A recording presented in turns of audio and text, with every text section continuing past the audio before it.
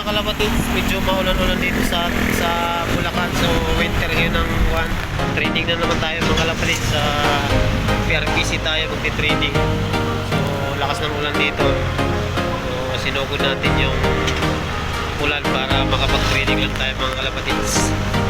So yun o. So pumupugi ako sa ulan eh.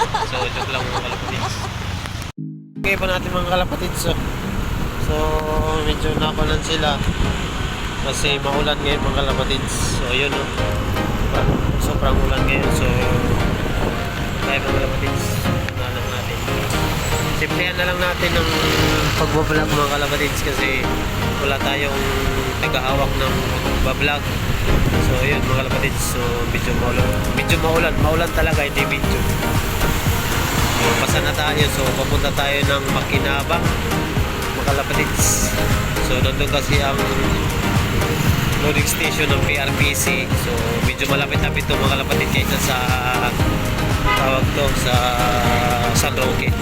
So yun mga kalapatids.